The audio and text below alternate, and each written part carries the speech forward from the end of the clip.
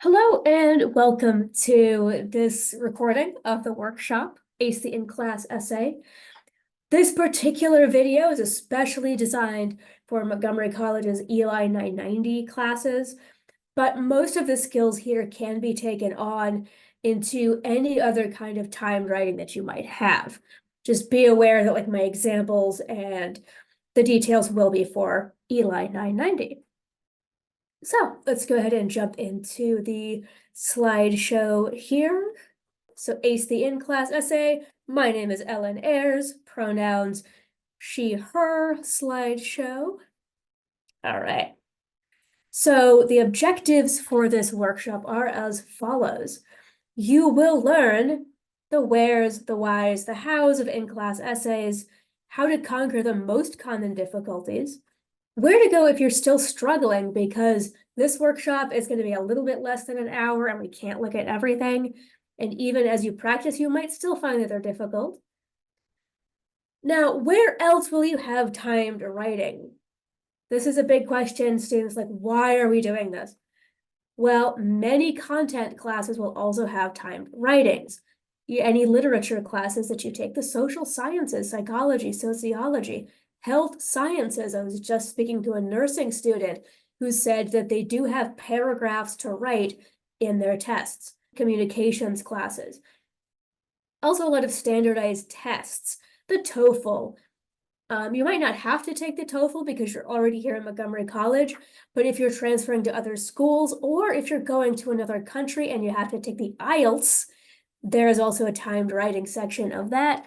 The GRE, if you're planning on going up to get your master's or your PhD, you'll need to take the GRE probably. There's a timed writing section on that.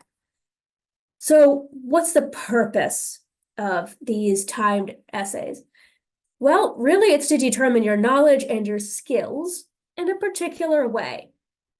In language classes, maybe you're going to take advanced French or Spanish, and I did say advanced, but also for this Eli 990 class, it is a language class, testing your grammar. Can you do all of the grammar that we're asking you to do? Do you have those skills?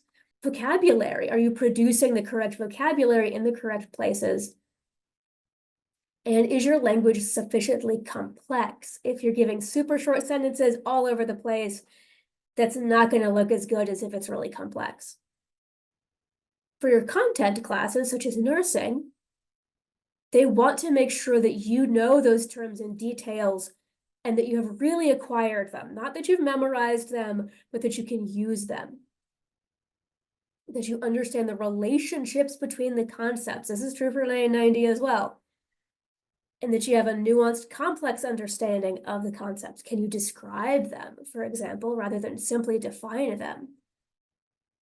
In other words, essays show your broader knowledge of a subject, not just how much you've memorized. You might be able to ace a multiple choice test, but that doesn't mean you can really apply that content or those words. So, with all that being said, why are timed essays so difficult? And you might see that little box. The rest of the slides in this presentation will be organized as follows. It's hard to prepare, quote, you can't study for timed essays. You can. Another common issue is that all of the points rest on one question. You're given one prompt and you have 2 hours or 1 hour or however long to do it, and it's a lot of points. You have to think about the writing, the actual mechanics of the writing, and the content at the same time. And of course, it's hard to focus when you're being timed. So first, we're going to look at the studying aspect. How do you study for a timed writing? This section will look at types of essays to know, class topics and key terms, and matching those topics to the types of essays. That is essentially how you study. First of all, the common types of essays. If you know what kind of essay you might have to write, that really narrows down how you prepare.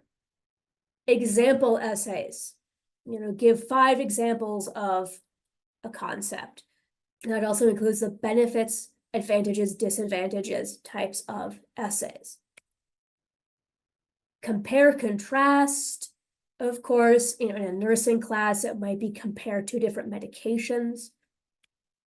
Cause and effect, classic, and I'll give you a pro tip. A lot of essays really have a huge cause and effect component. So if you master cause and effect, you're doing pretty well. That includes reasons, consequences. I think I was going to say why after that comma there. Yeah, why question. I just need to delete that comma. Argumentatives. Argumentatives are essentially cause and effect with an opinion. Should. What should people do? What is the best something or the worst something? Those are all opinions. And you're going to convince the reader why. Problem solution.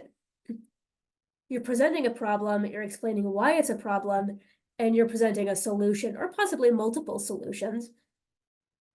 In some case, you might have a stance about which solution is best. Sometimes you don't. That depends on the instructions.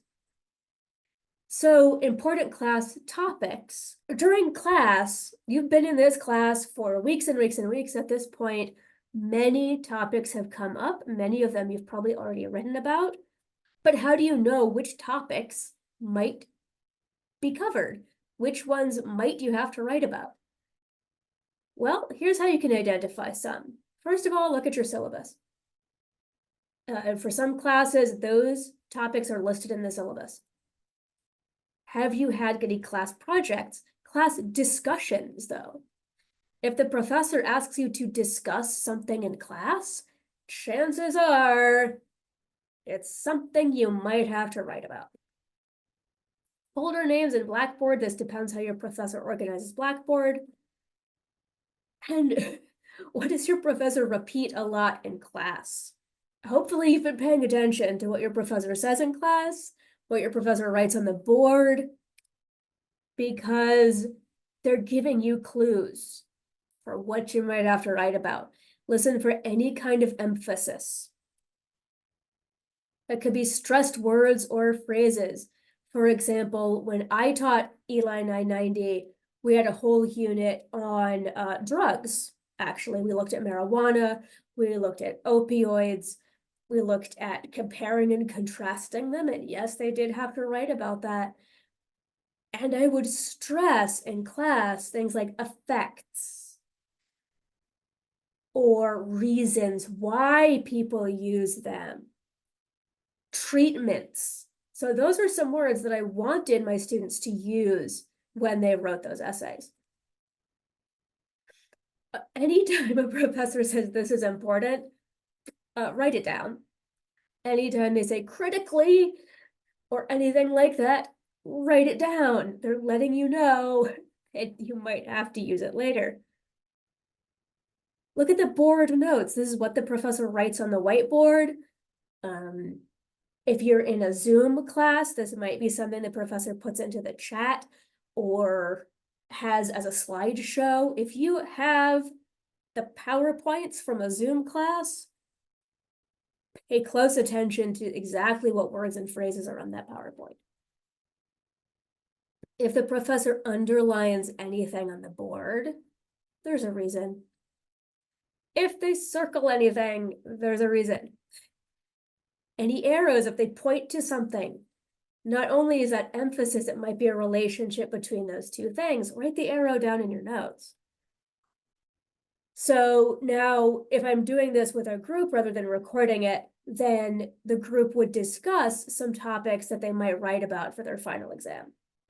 You might pause this video to write down some that you think you might be writing about. The next thing we're going to talk about is the rubric, because students frequently feel like there's so much pressure. There's all of these points on one assignment, and this is true.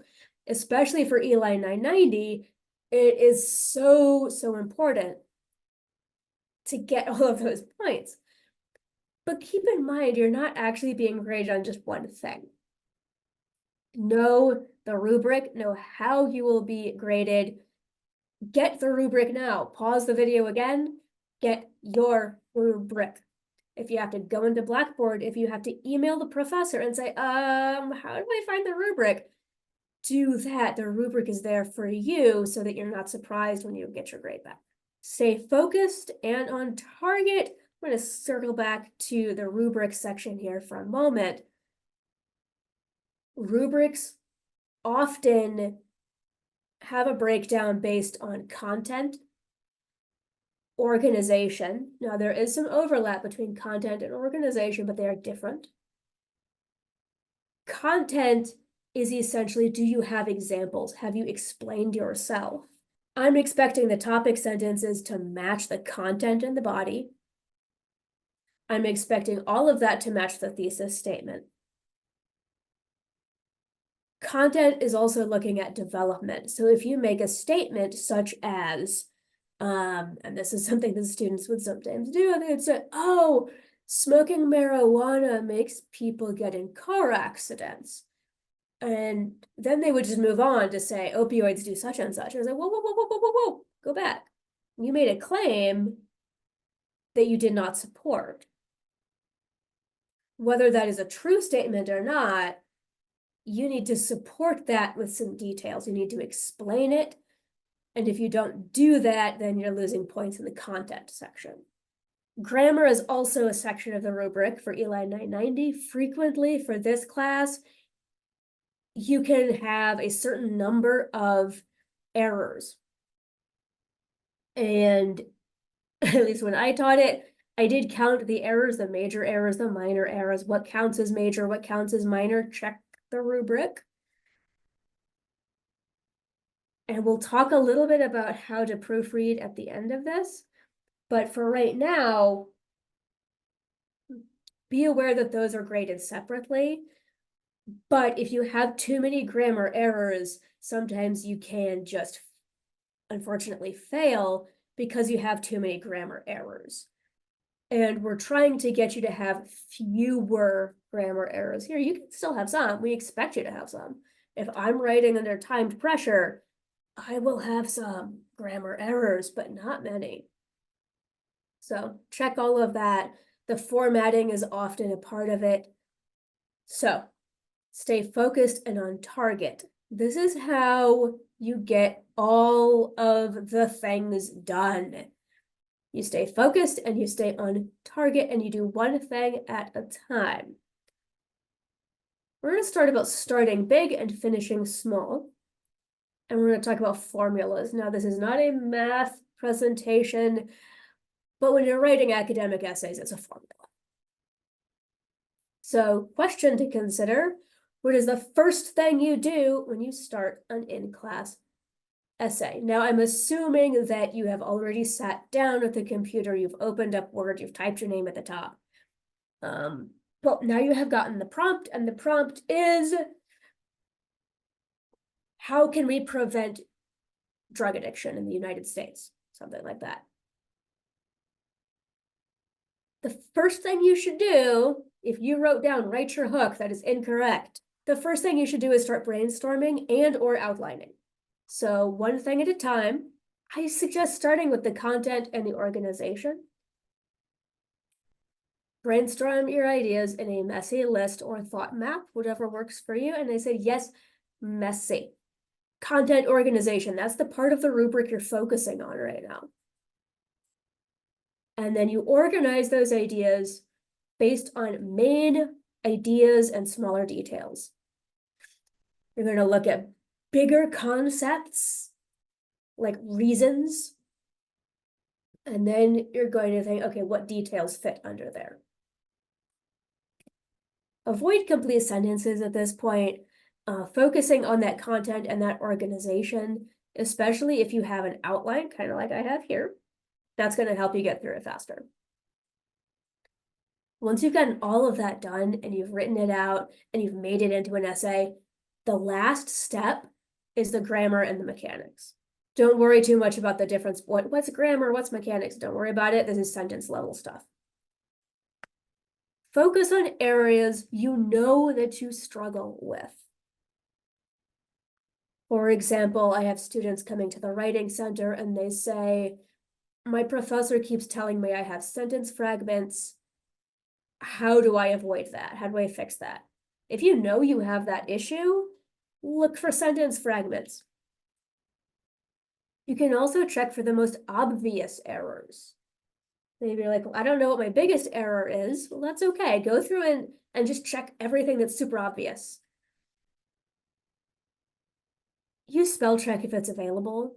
I recommend doing this last. Do not do it right off the bat. Do not do it first, because that's going to distract you. Do it at the end.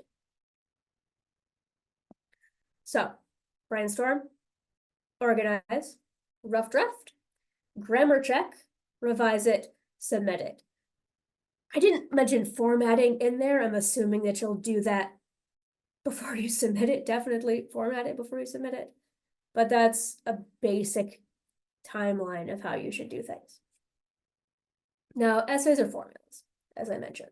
This is not creative writing. This is not poetry. This is not the time to start getting super creative. This is the time to go pop, pop, pop, pop, pop, pop, pop, and that's it. So the basic formula for the essay, this is not how you write them. This is how they should be presented. Intro and thesis. The thesis also follows a formula. Look at the prompt. That's going to give you half of your formula. Then you have your body paragraphs, which are also formulas. And your conclusion, which is also a formula. You're going to restate the thesis and you give some wrap-up statements. Once you have that formula firmly stuck in your brain, things move faster. Yeah, the so what statements are the wrap-up statements. Use the words from your prompt. Again, that thesis follows the prompt, and the prompt is half of your formula. So if you have a question, which is compare treatments for depression, and this might be for a nursing class or a psychology class, consider at least 2 different treatment options. The thesis might look like the 2 main treatment options for depression are blank and blank. The body paragraphs do that first. Let's talk about finishing on time, because that time constraint is very stressful. First of all, practice, practice, practice. Practice before the test. If the only time you ever have to write under a time limit is during the test, that's stressful. Practice that. Also, be strategic about it. It is possible to write under the time limit. It is possible to write a 4-paragraph essay in an hour. And I believe you have more than that. Like I said, practice, practice, practice. I will repeat that. Practice every step of the process and time it. If you're not timing it, then you're not practicing correctly. Practice brainstorming with a timer. Practice drafting with a timer. Practice editing with a timer. The WRLC can help you do this. If you want a random topic, come by and I'll give you one. Break your time into chunks when you're actually being tested and practice it. So here's just an example for a 1-hour essay. This is an example. You don't have to do this exactly, but roughly. You might take 5 minutes to brainstorm, 5 minutes to organize your ideas, 40 minutes to actually write the essay, 8 minutes to edit, and 2 minutes to submit. By the way, this 2 minutes to submit, I am assuming that you have Blackboard and your email and everything open before this even starts. But you should assume that submitting will take a little bit longer because Blackboard is slow sometimes. Practice everything. Practice individual writing skills. And I'm going to break this down into different kinds of skills. So your writing skills separately, you might describe class concepts with as much detail as possible. So in my class, when we were discussing drug use, drug addiction, the opioid epidemic, you might describe epidemic. You might describe marijuana. We also discussed legal versus illegal. So what does that mean? What are some other things that are legal and illegal? Just describe and write as much as you can about them. Focus on those relationships between ideas. You might pull two ideas out of a hat. One of them might be illegal, and one of them might be opioids. And you might see how you can connect those two things. Practice proofreading. Tech skills. Notice I have writing skills and I have tech skills, because do not let your brilliant writing go to waste because you don't have tech skills to actually implement them and submit them. Can you type quickly?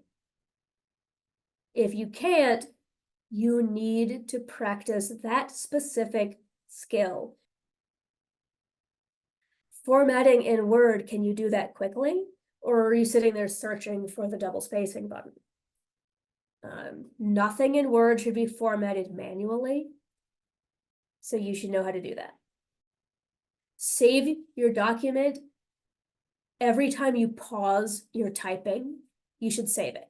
Save it, save it, save it, save it, save it. Every single time. If you go to a professor and say, it crashed and I lost it, the professor will say, did you save it? And you should say, oh yes, I sure did. And you should be able to open it back up again. Submitting to Blackboard, you should know how to do this by the end of the semester. If you don't, you need to make sure you do before the test. And emailing your professor, because if something goes wrong, you need to email them immediately. You should have your email open in the background during the test, if you're allowed to, of course, so that you can email instantly. And if you're allowed to, as I said, have this all open before the test even starts. If you're taking the test in person, the minute you walk into that classroom, open the computer, turn it on, log in, open Word, open everything. If you're at home and you know the test starts at 10 o'clock, have your computer open at 9:45, opening everything. And once you're there, be strategic. Choose your topic quickly. Many times professors will give like 2, maybe 3 topics. If they don't, then this doesn't apply. But I would usually give 2 or 3 topics to my students. Just pick one and start writing it. We are not looking for which student picked the most difficult topic. We're looking for, did you write a competent paper? The easiest topic for you. Might not be the one that's the most impressive, just the easiest one to write. Focus on completion first, because quite often, if the word count is something like, you have to have at least 400, at least 500 words. If you have less than that, you're going to fail no matter how beautiful it is. You have to have at least that amount. Get to that amount and then go back. 2 body paragraphs is required. 2 main points per paragraph, at least. You could have 3, but start with 2. And explain your points. If you've done this in your body paragraphs, then you can get the intro, then you can get the conclusion, and all of that. And a solid thesis statement.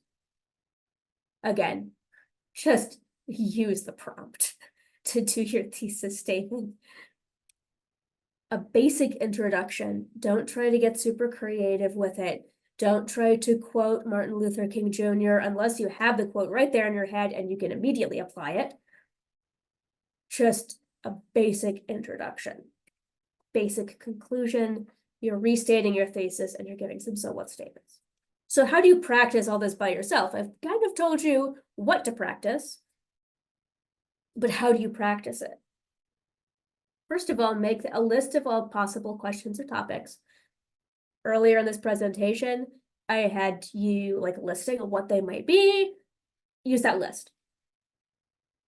Randomize the list. If it's on a piece of paper, you might cut it up and throw it in the air. If it's on the computer, you can do like a random number generator, pick a random topic, and set a timer for a little less than the time you'll have for the real thing. Timer is on your phone, or it's on the computer, or you might have one in your microwave. There's lots of ways you can do it, as long as it makes a noise. I say a little less time because you want to train yourself to stop early. And then write as though you're taking the test. If possible, it might not exactly work this way. Same program means if you're typing in Word for the test, type in Word when you practice. If you have access to the same room, this is mostly for students who are doing remote learning. But if you could get into the classroom, then do it. The same time of day, because most of us are a little bit different at different times of the day. So if your class is in the evening, practice in the evening. And stop when the timer rings. If you don't stop, then it's not worthwhile. Now, a lot of people get a lot of anxiety going into a timed test. Practice should reduce that anxiety if you practice correctly. You see here in the box, type as much as possible. This increases your typing speed. And that, if you do nothing else, do that. That muscle memory will make you feel like you're producing more, and that will make you feel better. You can start with lists. In my class, students were looking at drugs and legality and addiction and things like that. You might list all of the drugs you can think of, whether they're legal or illegal. A lot of I-990 classes right now are looking at issues related to race and racism. You might list just every single word you can think of that relates to that. First, without looking at your notes, and then you can look at your notes. And at first, don't look at what you're writing. So I wear glasses, but if I take my glasses off, I can't see a thing on the screen. You can cover your screen, get like a notebook or something, just put that on top of it. And that way you're not seeing those little red lines, those little blue lines. You're not noticing all the errors you're making, because we all do. If you can turn off the spelling and grammar check, do it. If you can't, like you're at a school computer and it's just built in, you might have to keep them on and just try to ignore them. Now, proofreading, you have two different options for proofreading. The first option is to focus on your biggest weaknesses, as I discussed earlier. What's the professor commented on? Focus on that. And I'm giving you these two options because you're not catching everything. Do not try to catch everything.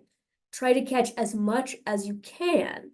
We can help you with those big weaknesses that you keep doing. We can give you tips to find them and tips to fix them. The internet is also a great resource. If you're struggling with gerunds and infinitives, Google gerunds and infinitives practice, and you'll get some good sources. The option two, as I mentioned, is to focus on the easiest errors. And this is to catch as many as possible. So those might be capitalization, subject-verb agreement, verb tense, and accidental spelling errors. Even if there's no red lines, check, because you might have accidentally spelled a word that is another possible word but makes no sense. I mention these in particular because these are errors that kind of have one option. Capitalization is either a large letter or a small letter. Subject-verb agreement, that's usually in the present tense. Sometimes it's was, were. And it's usually either with an S or without an S.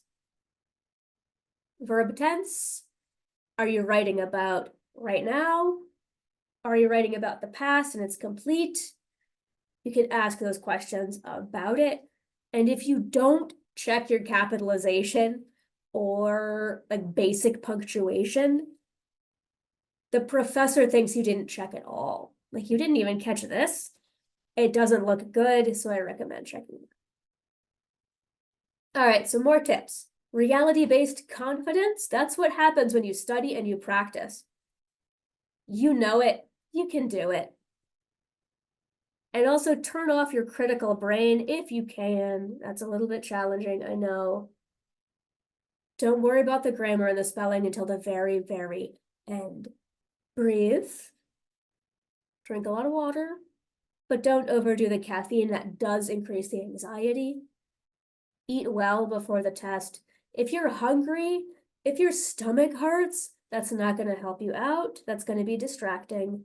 And try to get enough sleep before the test. You know this, you can do it. But what if you're still struggling? What if you do all of those things and you're still having a hard time? First of all, take your struggles seriously. Test anxiety is real. Distractions are real. If you're taking the test in a classroom and the person sitting next to you keeps sniffling, that is a real problem. And also, not everyone's brain works in the same way. We at the WRLC can offer some suggestions. The Montgomery College Counseling and Advising Office can also help. That's often the first place that I send students when they're having a really hard time and they're doing everything they can. Disability Services provides resources and accommodations for students with documented disabilities. So if you already know, like, well, I got this paper in high school, you might try them. And of course, talk to your professor if you're comfortable doing so. And I sort of included that last, kind of flew up there at the end, because I'm aware that some students don't want to mention that to their professor, that they're having a hard time. Sometimes students, oh, I'm just not trying hard enough. Everybody struggles with something. And if you don't talk about it, and if you don't tell us that you're really struggling, then we might not be able to help you. And if you talk to us, we might be able to help you. So hopefully this information is helpful for you. I hope that you do come and see us at the Writing, Reading, and Language Center, the WRLC, and we can help you practice for your timed writing. We can help you find your grammatical errors and fix them and proofread and all of the things that you need to be really successful in Eli 990, as well as all of your writing classes. Thank you very much for watching and have a great day. Good luck on your test. Bye.